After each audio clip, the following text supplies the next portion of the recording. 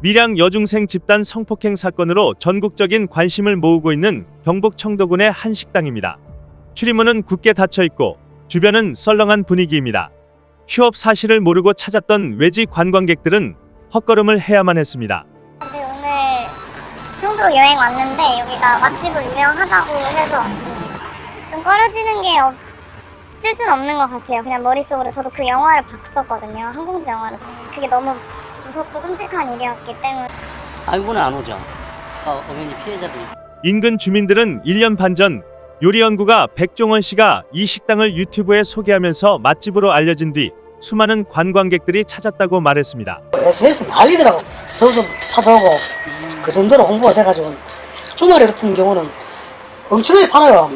소문이 뭐 바다에 한 10억 번다 하니.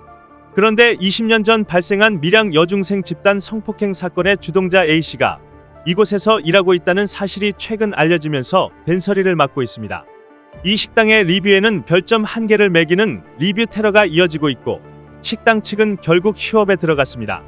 해당 식당 관계자는 A씨를 고용한 것은 사실이지만 우리가 범죄를 저지른 것 아니지 않나라며 억울함을 토로했지만 논란이 커지자 운영 중이던 소셜미디어 계정을 닫은 상태입니다. 이번 논란의 발단이 된 20년 전 밀양 여중생 집단 성폭행 사건은 과연 어떤 사건이길래 이토록 전국적으로 분노를 일으키고 있는 것일까? 2004년 1월 울산의 한 중학교 3학년에 재학 중이던 B양은 알코올 중독인 아버지의 가정폭력에 시달렸고 어머니는 이혼해 집을 나가 외로운 시간을 보내고 있었습니다. 그러던 중 인터넷에서 알게 된 밀양 지역 고교생 A군을 만나러 밀양에 갔다가 A군의 선후배 고교생들로부터 집단 성폭행을 당했습니다.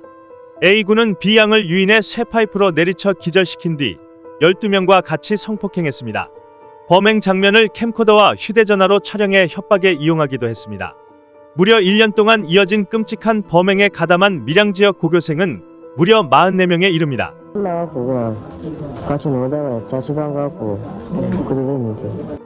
이후 B양은 수면제 20알을 먹고 자살을 기도했으나 이틀 만에 깨어났고 울산의 한 산부인과에서 치료를 받게 되는데 뒤늦게 이 사실을 알게 된 B양의 어머니가 그해 11월 25일 경찰에 사건을 신고하게 됩니다. 그러나 경찰은 딸의 신분을 보호해달라는 B양 어머니의 간절한 부탁에도 언론의 사건 경위와 피해자의 신원을 그대로 노출하는가 하면 대면 조사에서도 여경 대신 남성 경찰관이 신문을 맡았고 네가 먼저 꼬리친 것 아니냐, 네가 밀양 물을 다 흐려놓았다 등의 폭언도 서슴지 않았습니다. 그해 12월 6일 창원, 밀양, 울산 등지의 PC방과 도서관 등에서 44명이 울산 남부경찰서로 연행돼 조사를 받았는데 이 과정에서 가해자와 가해자 부모들은 B양에게 가만두지 않겠다며 협박하기도 했습니다.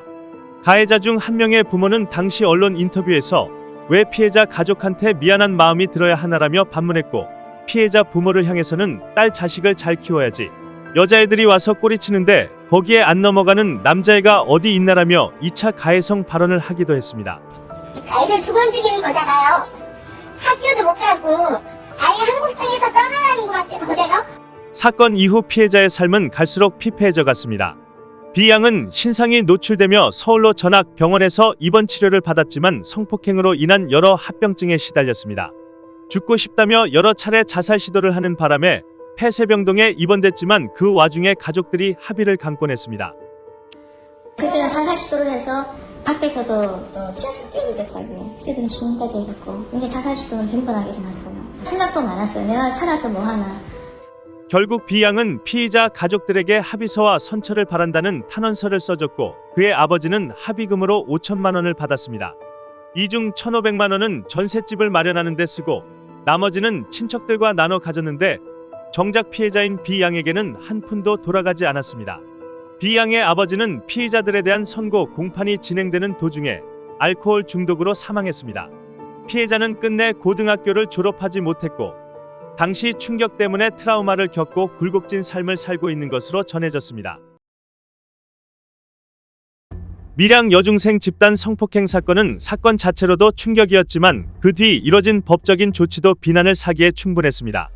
직접적으로 개입한 가해 학생 44명 중 단 한 명도 형사 처벌을 받지 않은 것입니다.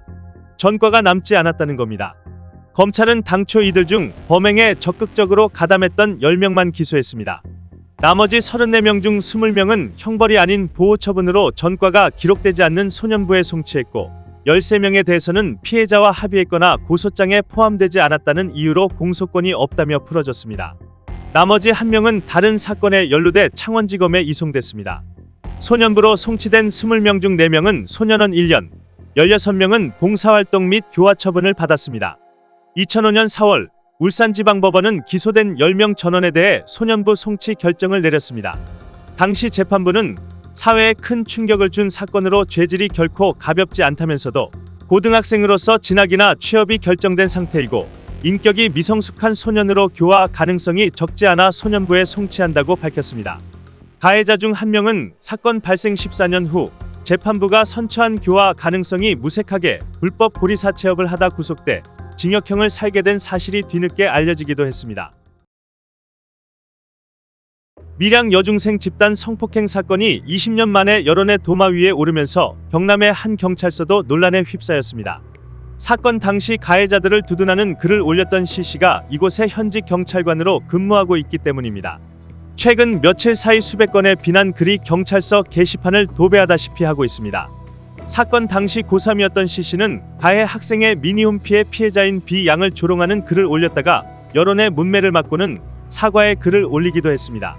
C씨는 지난 2010년 경찰 공무원 시험에 합격해 한 차례 이름을 바꾸고 가정을 꾸린 뒤 승진까지 한 것으로 알려졌습니다. 또 가해자 44명 중 1명으로 지목된 30대 남성 D씨는 현재 개명을 한 뒤 경남 김해의 한 외제차 전시장에서 근무하고 있다는 주장이 제기됐습니다.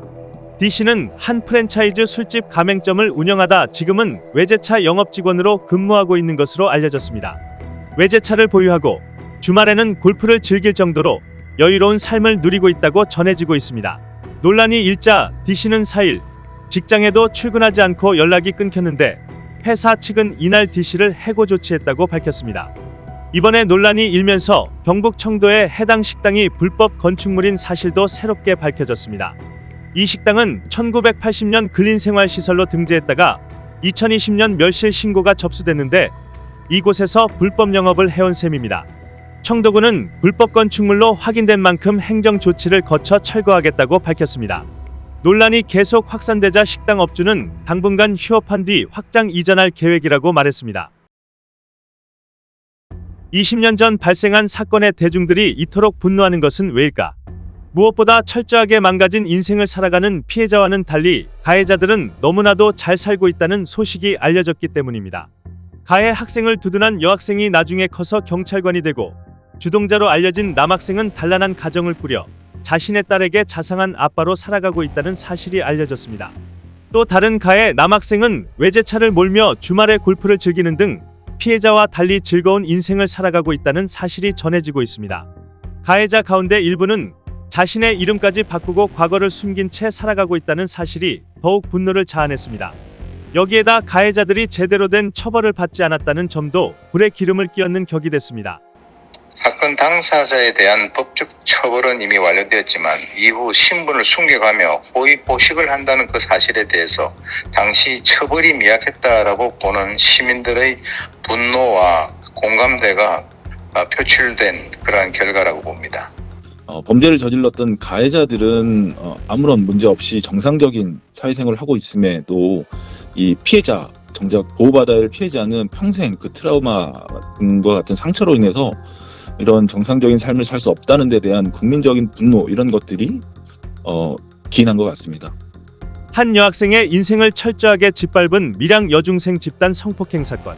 살아가면서 죄를 지으면 안 된다는 너무나도 평범한 진리와 솜방망이 처벌은 훗날 또 다른 논란의 불씨가 될 수 있다는 교훈을 남기고 있습니다. 울산경제신문 ETV 뉴스였습니다.